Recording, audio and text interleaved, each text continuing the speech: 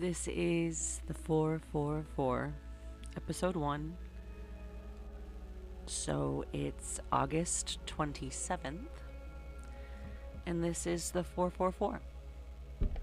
I've been thinking about making this for a while because I keep having this feeling that we're living through something that is going to need to be explained to us later. Do you know what I mean by that?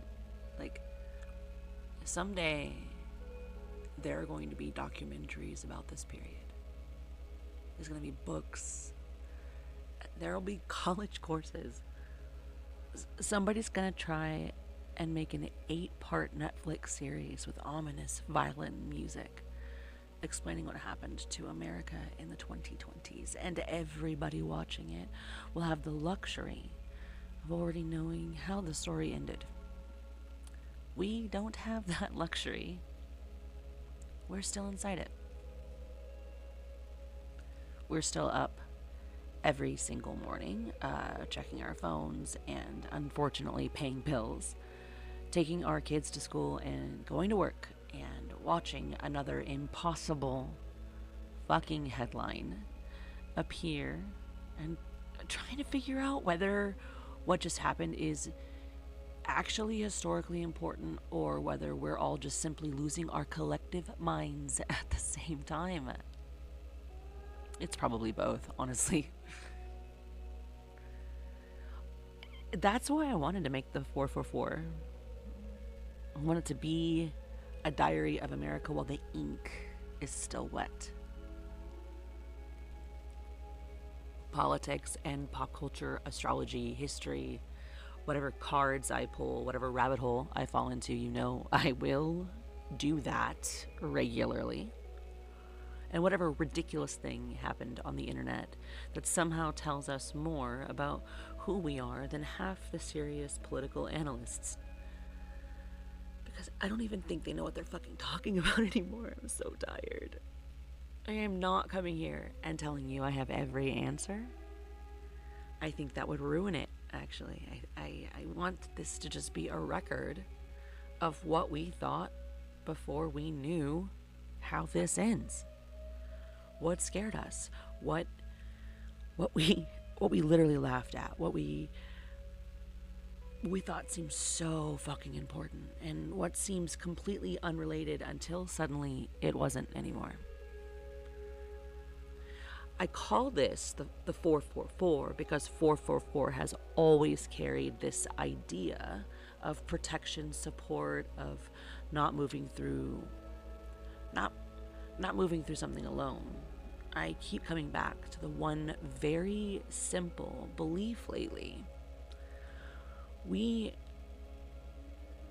Listen, babe, all we have is each other. Right? I mean, I don't mean that in like a soft focus, inspirational quote, Hallmark bullshit. I mean it so practically. When systems fail, people catch people.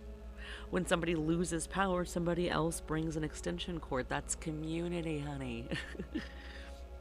When somebody can't buy groceries, there's always hopefully somebody that can leave something on the front porch. When somebody's afraid, another person can say, I see you. I'm scared too. This is valid. And the gaslighting of it all. That may end up being like the one most important thing that we remember about this period. That we see each other and that it is real and that we are actually experiencing it together. So, what did America feel like this week? I've been taking notes for the last couple days because I have been watching the news. And there's one question that keeps appearing underneath the stories they all look completely unrelated, right? Wrong. Who gets the future that we're currently building? Think about it. I want you to be very critical when you think about this, okay? The question is everywhere right now. Elections, immigration, AI, power grid, inflation, the water supply, baby. It's sitting inside children's phones. It's sitting inside Nvidia earnings reports. Somehow Dolly Parton got here too. Don't get me started. It's been a very emotional time for me as a Cancer woman who very much loves Dolly Parton. We'll get there. Okay. Over these last few days, one of the strangest political stories has been the fight over mail-in voting. Oh my. Listen, I didn't write an article about it because I just couldn't fathom what had just happened, and I'm actually really glad that I didn't, because the Supreme Court lifted one legal obstacle blocking part of Donald Trump's executive order concerning mail-in ballots. Depending on which headline you read, you might have walked away believing Trump won some sweeping Supreme Court victory and the entire system changed overnight. That's actually not at all what fucking happened. And everyone got it completely wrong. Surprise, surprise. Honestly, surprise, surprise, right?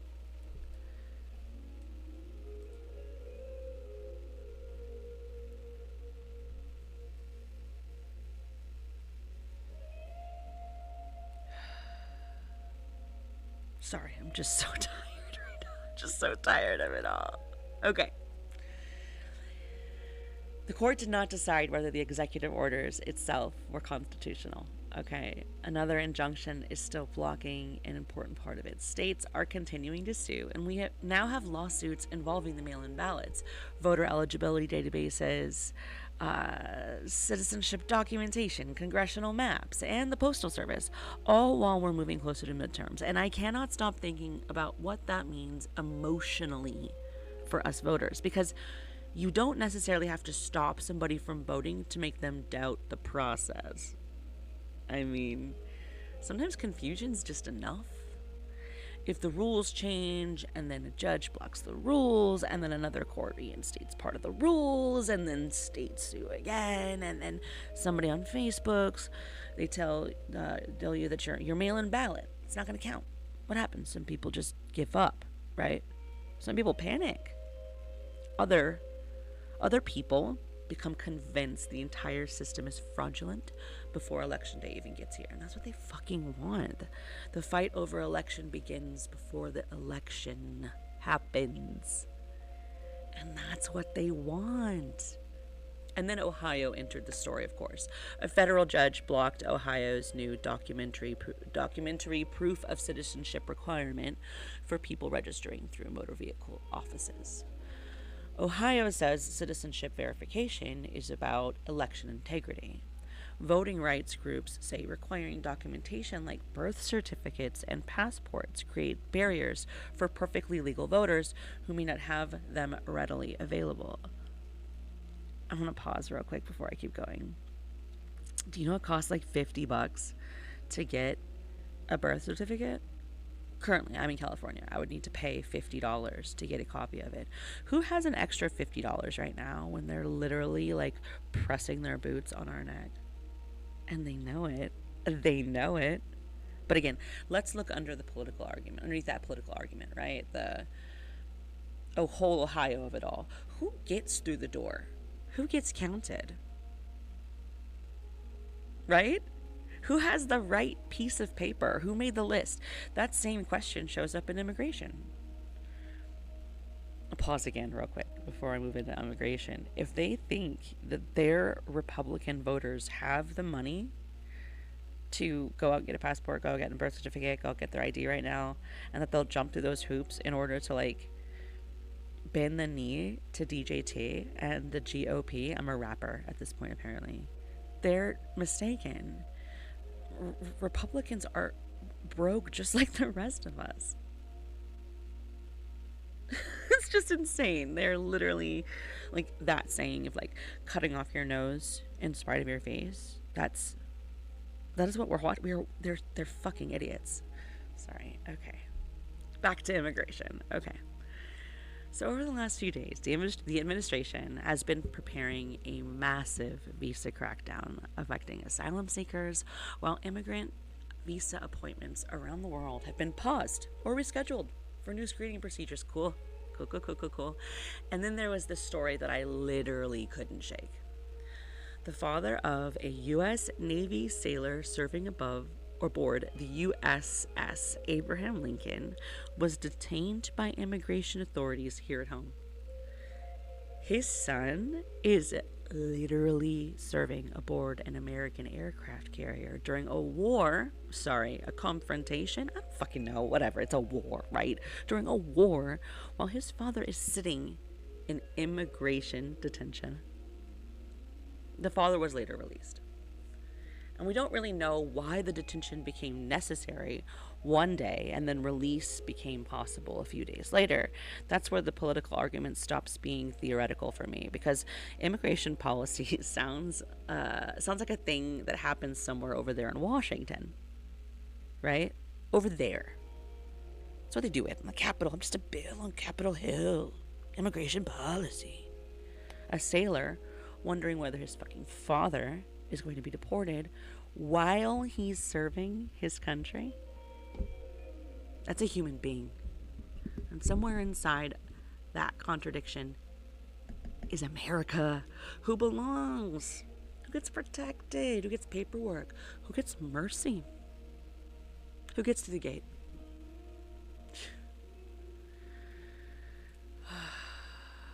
Take a deep breath. Breathe with me. Breathe with me.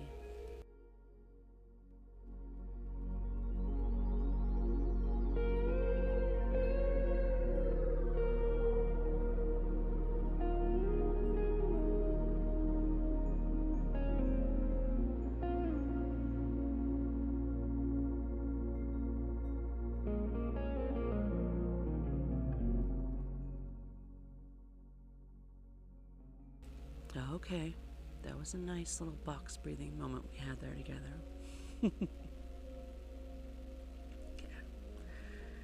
So while we're fighting about borders inside the country, we apparently decided to start fighting with Canada. The United States imposed huge new tariffs on Canadian goods. Let me just pause real quick. Elbows up to my Canadian listeners. All we can do is smile at each other and wave.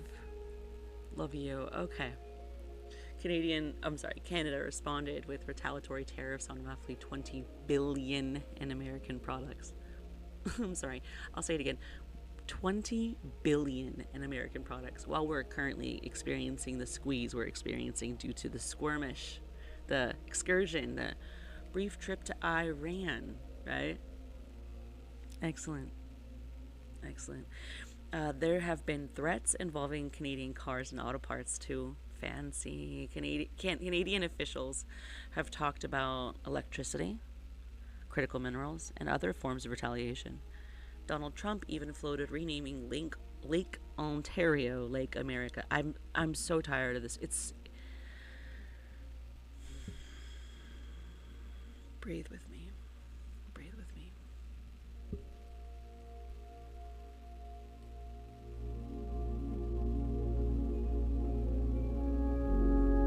Yeah, just take a couple breaths.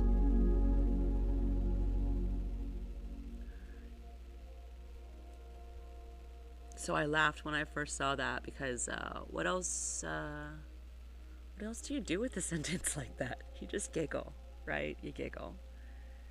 And then I just kept mulling it around and thinking about it. Lake Ontario literally sits between two countries. There is an international border running through the water. So what begins as trade policy suddenly becomes symbolic. Names, maps, ownership, sovereignty. Who gets to call something theirs? And then there's this giant geopolitical story where eventually come home to the kitchen table. You know, like this is where those big, giant, overwhelming geopolitical stories that usually go right over a normie's head, they start hitting home. And this is because tariffs sound abstract until paper gets more expensive, right? until cars get more expensive, building materials get more expensive, somebody loses a factory job after, I don't know, 20, 25, 30 years. Somebody looks at a grocery receipt and realizes a political fight between governments has reached aisle fucking 7. History loves to talk about kings, presidents, and wars, but revolutions have always had a grocery receipt somewhere hidden in them. Bread gets expensive. Rent gets expensive. People stop believing tomorrow will be better than today, which brings me to the economy. Consumer confidence dropped again this week. Are we shocked? Nah, no, of course not. Of course not.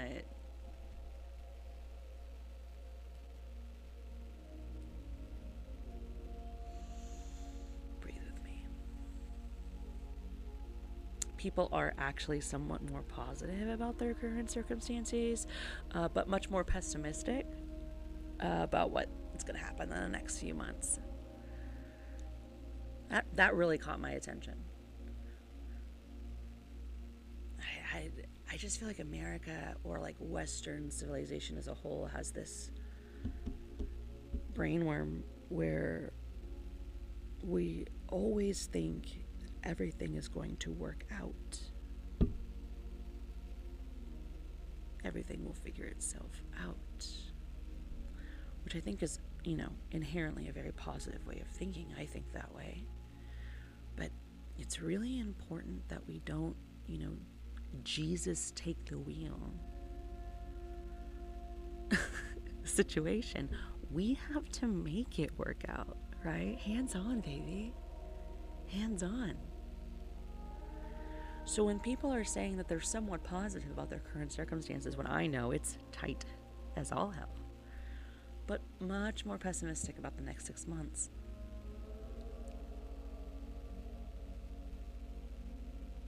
Yikes. Inflation is still running above where Federal Reserve wants it currently. The Fed officials are openly talking about whether interest rates may need to rise again. Meanwhile, people are carrying credit card debt, buying cars, trying to afford houses, trying to keep businesses alive. And then there's this other piece of the economy that I've been watching. If you've been reading anything that I put out lately, I've been kind of obsessed. A little ferret, a little gremlin. It sounds incredibly boring until I explain it to you. And then, this should make you angry, right? We should be angry about this. The United States borrows money by selling treasury securities. So they're basically like an American IOU, okay? Some of those IOUs are really short term. You lend the government money for a few months, maybe a few years. It pays you back interest, and you get your money back. It's a great investment, right? Other ones are long term, 10, 30, 50 years. And here's the important part. If investors believe America is a safe place to park their money for 30 years, they don't demand a huge interest rate. But when investors start getting nervous about inflation, debt, deficits, political instability, or, whether the government is going to keep borrowing enormous amounts of money, they basically look at America and say, fine, I'll lend you the money. But you're going to have to pay me more. That higher price investors demand is called a yield. All right, you got it? So lately, long-term treasury yields have been climbing high enough to make people nervous. The 30-year yield recently reached a 5.34. That's the highest that we've seen since 2007. I don't know if you remember what happened to the economy in 2008. But this has made my ears perk up, right? So the Treasury announced that it would increase certain buybacks of older, long-term Treasury bonds in an effort to improve liquidity and keep that part of the market functioning smoothly. That's pretty cool. How nice for them, right? In extreme normal person terms. Imagine if America had two checkout lines. One says, lend us money for a few months, and the other says, lend us money for 30 years. Now, right now, investors seem considerably more nervous about standing in that 30-year line. And here's where this starts getting very fucking interesting to me. The Trump administration has been aggressively encouraging the growth of stable coins. That's a cryptocurrency designed to stay worth about $1. Under the federal framework Trump signed into law in 2025, stablecoin companies have to keep highly liquid assets behind these coins, including short-term U.S. Treasury bonds. Treasury Securities Scott Bessent has openly spoken about stablecoin becoming another source of demand for U.S. government debt. So if stablecoins could grow enormously, these companies need to buy enormous amounts of short-term Treasury debt. And Donald Trump's family just so happens to be a financial interest in a stablecoin company. World Liberty Financial operates USD1, which holds Treasury securities among its reserves. And according to the report I've been following, the Trump family can receive money connected to interest earned on those reserve assets. Now, this is where I need you to put on a giant tinfoil hat with me, because it's absolutely speculation. But I mean, I have eyeballs, you have eyeballs, and we both have critical thinking skills. So, while I don't have a direct evidence that Donald Trump is deliberately trying to damage the long-term treasury market in order to push money into short-term treasuries and enrich his family for crypto businesses, what I can tell you is that the incentives are sitting there in plain sight. Long-term government debt is under pressure. The Treasury has already intervened to support liquidity in that market, and at the same time, the administration is promoting an industry that could create enormous new demand for short-term Treasury bills. And the president's family owns a business operating inside the industry. I'm just saying. So the question I keep asking myself is very simple, okay? If investors become increasingly uncomfortable lending money to America for 30 years, but the government simultaneously creates a giant new customer base for Treasury bills that mature in a few months, well, who benefits from that shift? Because there is a very big difference between saying, I can prove that they designed this, and saying, excuse me, why does the person helping to design the machine have the cash register attached to the machine? You know what I'm saying? Like, why do we keep finding the same people with their fingers molesting the money if that's not what they're fucking doing? A duck is a duck, it quacks. A chicken is a chicken, it clucks. I'm just saying. I think we're allowed to look at the machine, right? And that's really all the financial story I'm watching right now, is that moment that long-term investors are asking America to pay them more because of some risk. The Treasury's trying to keep those long-term markets functioning, but just barely, right? And then the administration is simultaneously encouraging a financial system that could manufacture enormous demand for short-term government debt. Here's the deal. Maybe it's all innocent, right? Like, maybe it's all 100%. And so if it is, fine. I'd like to have all of their explanations at the same table.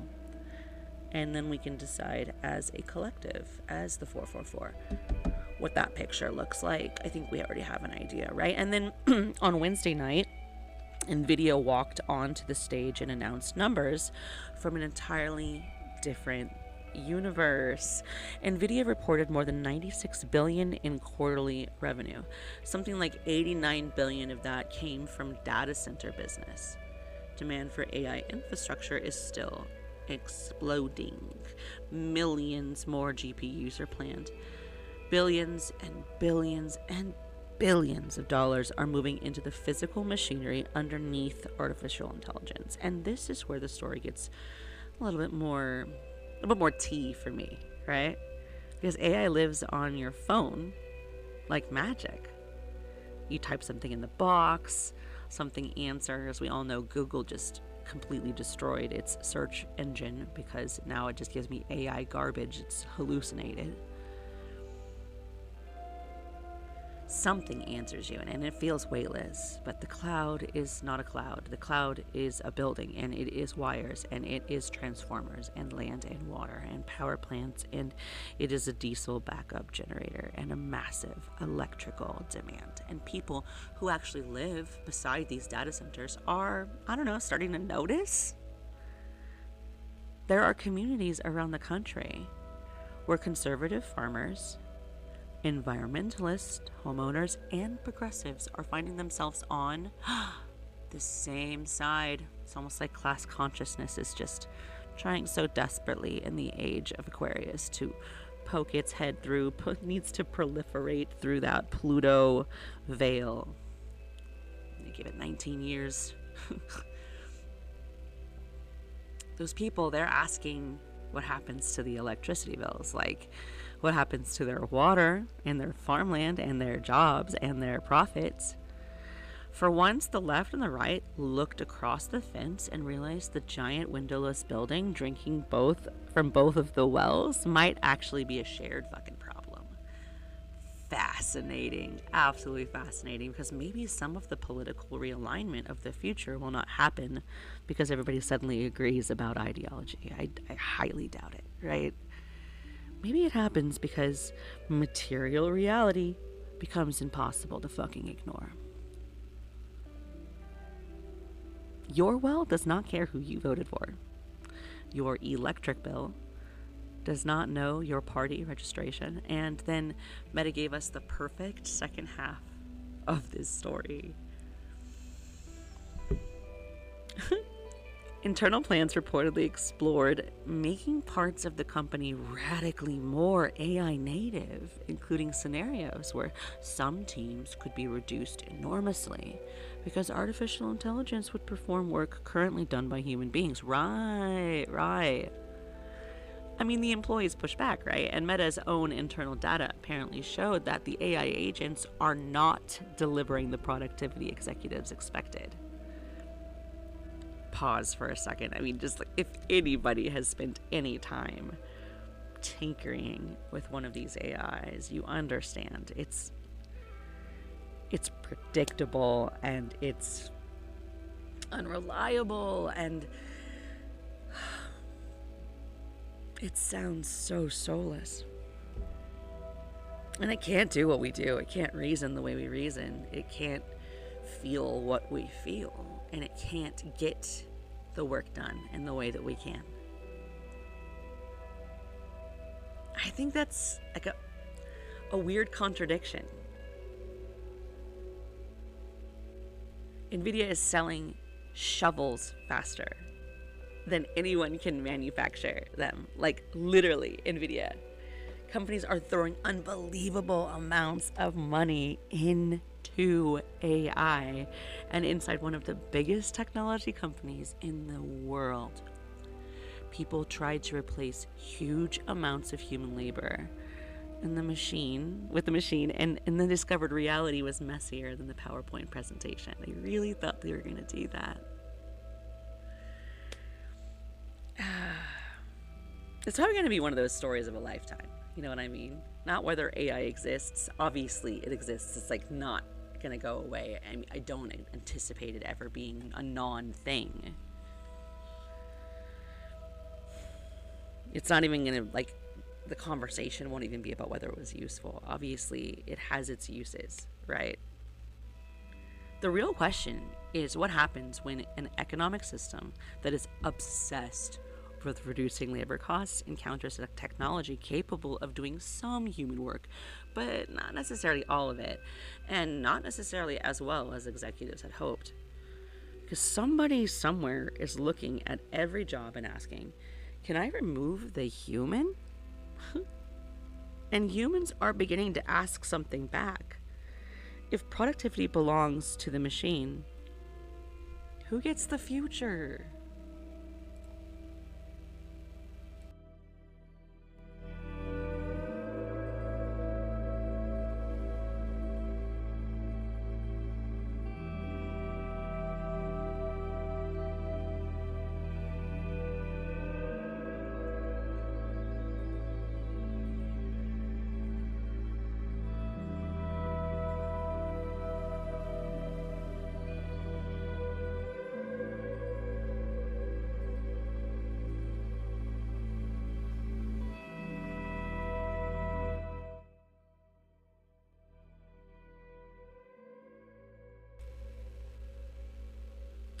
There's another meta story from this week that almost feels like history folding in on itself. You know what I mean? That feeling. Quantum.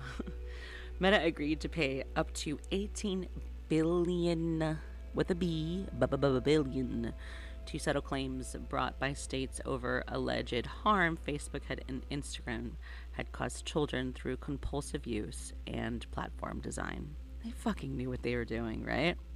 Settlement includes things like time limits and notification restrictions and stronger protections for minors. And I keep pondering about what is actually being regulated there. Time, attention, 2 hours, school hours, nighttime, bedtime, but we built an entire economy around capturing human attention and then gave it to kids. Sinister. It's sinister. I mean, I'm not saying I'm above it. I definitely am guilty of giving my adolescent child an iPad. I should have known better. It's insane. Now governments are trying to decide how much damage they did, how much damage we did. And on basically the same day, we're learning how hard Meta was thinking about replacing workers with AI. Right? The tea. One technical revolution is being dragged into court over its human consequences while the company races towards the next technological revolution. Jesus. Feels like one of those sentences I want preserved somewhere, right? It's gonna be, I'm telling you, they're gonna write about this time. 20 years from now, somebody is going to say, how did nobody see what was happening? We've said it about Germany. I've said it about Germany. Yeah, I see it now. I get it. Some people do see. We see. We're sitting here and seeing together, right? And then there's this public health story. Measles. America declared measles eliminated in 2000. Now thousands of cases have been reported this year and people have died. Vaccination rates have fallen, and regardless of how somebody feels politically about vaccines, there is something historically eerie about watching a disease that was essentially pushed out of the country come back through a back door. And it's a reminder to me that progress is never permanent. We cannot take that for granted, right?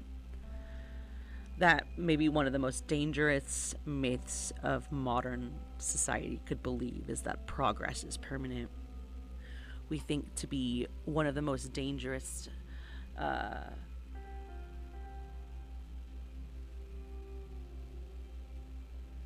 things we can do is get complacent. I see the Four of Cups comes to mind in the tarot deck. We think once humanity starts something, it just stays, right?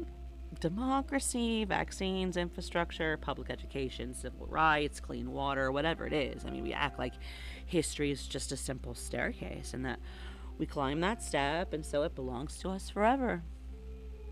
And that is just not how it fucking works. I mean, genuinely, I've been thinking about this so much. History it's more like a garden. You know what I mean? You stop tending to it and eventually everything else is overgrown. Something else begins to grow there.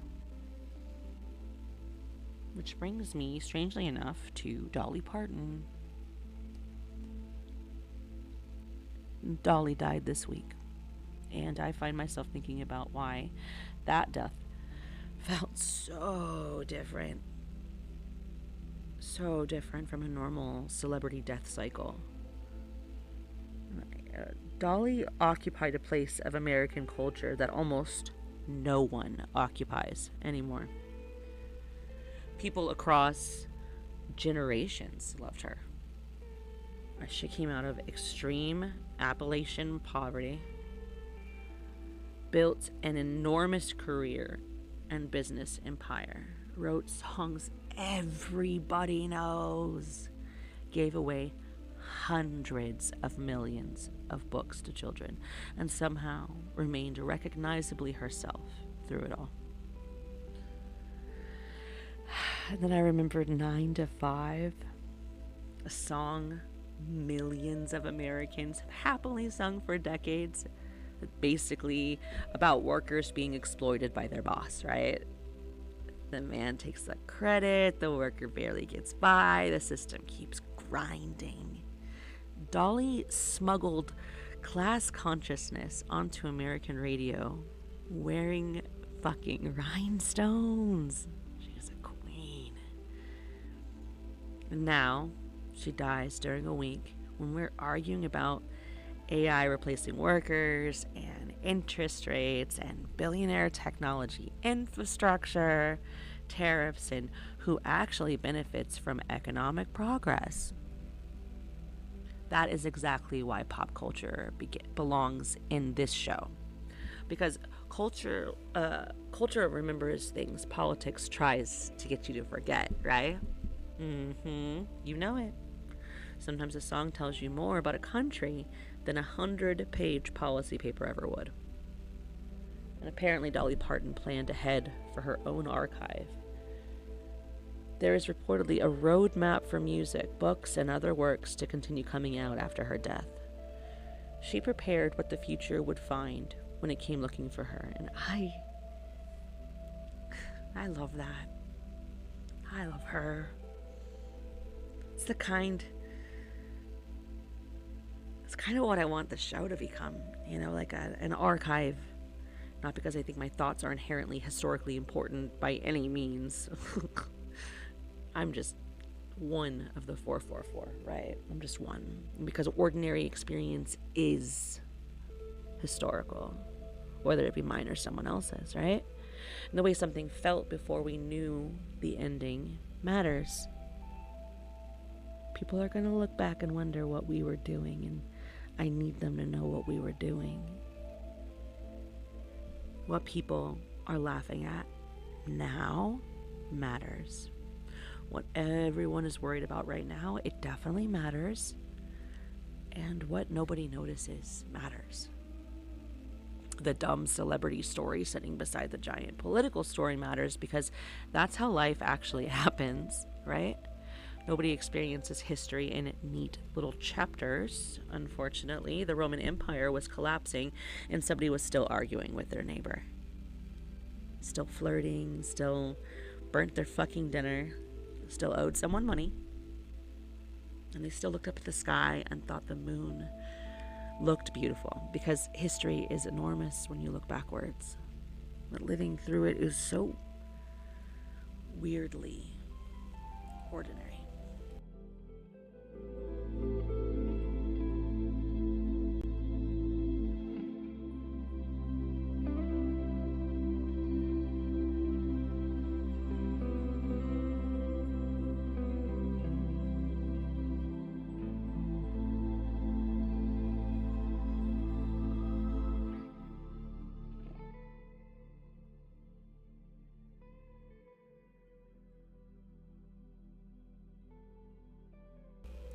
Speaking of looking up, we're moving forward towards a Pisces lunar eclipse. I know you've heard about it, right? The sun is in Virgo. Mercury just entered Virgo. Over the last few days, I've been watching story after story about records, lists, numbers, rules, procedures, documents, spreadsheets, eligibility, tariffs, inflation reports, treasury doodad, blah, blah, blah, blah, corporation, Virgo, very, very, very, very Virgo. The machinery is becoming visible, and when the moon moves towards Pisces and the eclipse, I am curious about what happens when all of those systems encounter feelings, right? Pisces feelings. What happens when the spreadsheet hits the human body? Because that's really what all these stories are about, right? A tariff is a number until someone loses a job, and an immigration order is a document until somebody's father disappears into detention. An AI forecast is a projection until somebody is told their position no longer exists. An electricity demand chart is abstract until your bill goes up, and a vaccine statistic is a percentage until somebody's child gets sick. Politics is policy until it lands in somebody's kitchen table. And that's what I want the 444 to live. Right there. At the point where the giant story becomes somebody's Tuesday night dinner.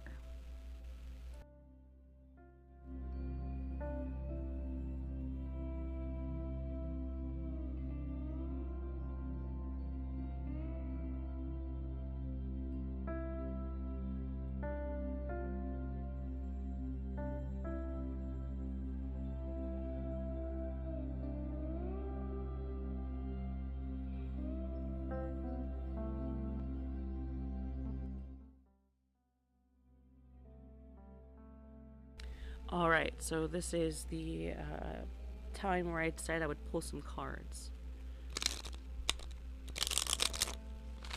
A little shuffle. Let's see. The Three of Cups. How absolutely perfect. I think it's a very clear. It's about working together. It's about celebrating together. It's about enjoying your time together with your neighbor, your family, your community. It's very fucking fitting. I don't think I could have pulled a better card for the first episode. I love tarot. Okay. Let's ask another one. Well, what are ordinary people being asked to protect in this moment? Let's pull another card. Do a quick shuffle, real quick.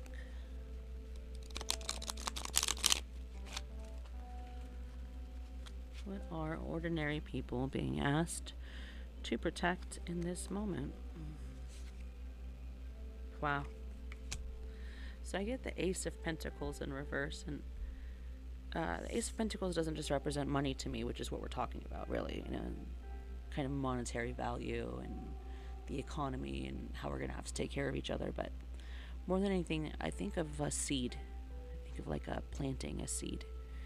And if we're looking at it in a reverse, the ordinary people are being asked to protect their personal community investments. Don't let the fear or the overwhelming nervous system stop you from reaching out and asking for help or connecting. Don't let this stop you from planting seeds of community. Do not let them win. Laughter is a lockpick. Don't let anyone tell you that you're not allowed to celebrate. I'll be very personal. In the days and weeks after the beginning of the genocide of the Palestinian people, I found myself listless. I found myself wondering what the point of anything was. It was like I had been in this gilded cage that I didn't realize I was still in. And when I saw it and I saw that the world was far more cruel than I had even anticipated, far more evil than I had even anticipated, I was shook and shocked and sick, and I didn't feel as if I could do anything to help anyone, and I was so sad. I think we all were, right? I know it wasn't just me. I'm still sad. I still feel those things, but I must exist. I must persist, and I must speak. We cannot let them hold back our seeds. Who gets this future that we're planting right now? I mean, I have a 16-year-old and a 20-year-old. My nephew is 16. My nieces and nephews that are still in grade school. I want for them to be happy, and it means we must do the work now. And the good news is that we are not doing it alone. We are together, right? We are the 444. Let me just sit with that for a minute, I think one of the reasons why everything feels so unstable right now is that people can feel enormous systems moving above them without always understanding what those systems are doing, where they're going. Governments and technology companies and markets and courts and algorithms and wars and Federal Reserve, and none of these things feel particularly human from the outside, but every one of them eventually lands on human beings, right? I mean, maybe that's what the 444 really means to me, is that we cannot control every enormous system, but we can still notice each other. We can still tell each other what we see. We still can compare notes, and we can refuse to surrender our ability to think because somebody with more money or more power or more followers told us what reality is supposed to look. Fuck that, right? And maybe that's why I'm doing this. Like, I want somewhere we can compare notes. And maybe I can get things wrong, you know. I fuck up. I'm an Aries rising. I get angry and defensive. But actually, I guarantee I will get things wrong. But that's part of the archive too, right? I want to be able to come back in 6 months from now and say, I thought this was gonna go here and it didn't, or oh my god, we were talking about this and before anybody realized it was already here. You know, I want to wet ink of America. It's more interesting to me than we can pretend in certainty. There's no certainty other than the fact that we are going to persevere because they're just a bunch of fucking clown shoes, right? So, this is entry number 1, August 27th, 2026. America is fighting over who gets to vote and who gets to belong and who owns the map and who pays for artificial intelligence and whether machines can replace workers and whether children can be protected from the last technological revolution and whether conquered diseases stay conquered and whether the future belongs to the people building it or the people financing it. Dolly Parton died, and Nvidia made almost $100 billion in 3 months. Canada is tariffing us back. I mean, rightfully so, I can't blame them. And the moon is heading towards an eclipse. So, somewhere tonight, millions of ordinary people are packing lunches and washing dishes and worrying about money and falling in love and caring for their parents and, I don't know, trying to keep the lights on and wondering whether everybody else can feel the ground moving too. And I just want you to know that I can, and I think maybe you can too, and that's why we're here. This is the 444. We do not know how the story ends yet, but while we're still inside of it, we have each other.